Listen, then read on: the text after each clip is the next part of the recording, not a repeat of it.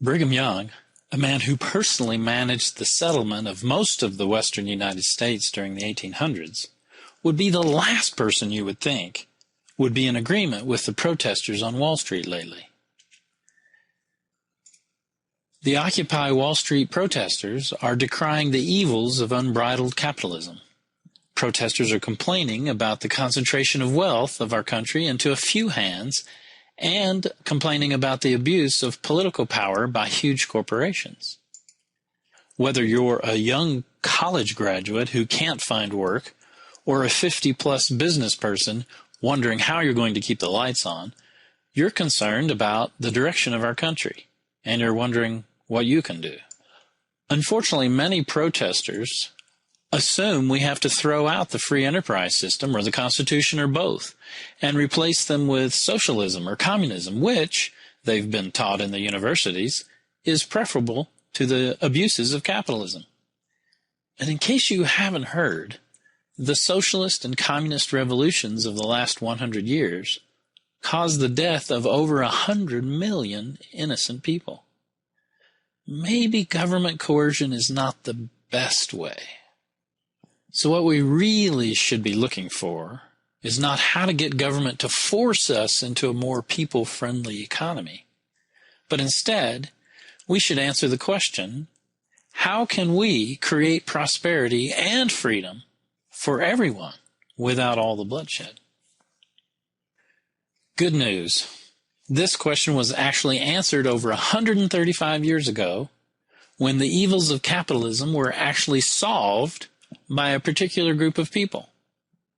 And it was without any violence whatsoever. Who did it? What group of people was able to pull this off? You might be a bit surprised to learn it was the Mormons.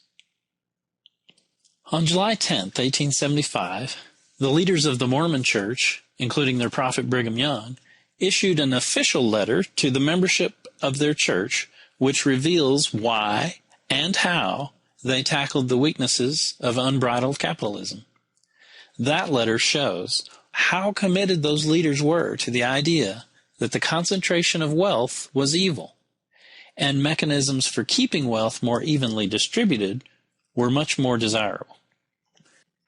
The first paragraph of the letter makes the argument that even God was opposed to the concentration of wealth among the ancient Israelites. And it discusses 3 laws God gave ancient Israel by which the accumulation of wealth was discouraged. Then Brigham Young and his fellow Mormon leaders go on to explain how the accumulation of wealth was a menace to the United States. Then they explain how our precious liberties in America are threatened by a few wealthy people and corporations. They also stated that the accumulation of wealth in the hands of a few, quote, threatens to give shape to the legislation, both state and national.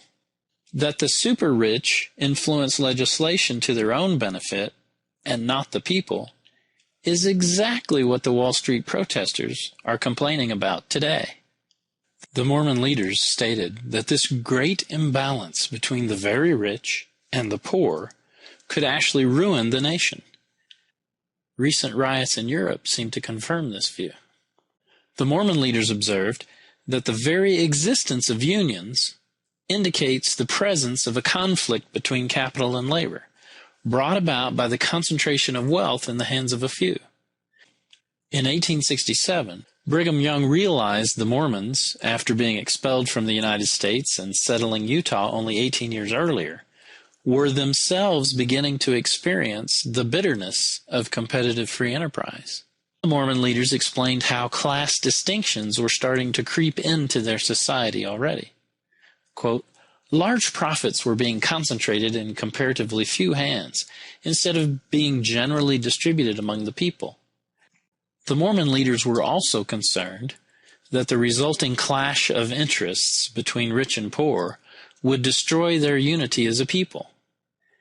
That it has so destroyed the unity of our nation today is not that difficult a position to argue.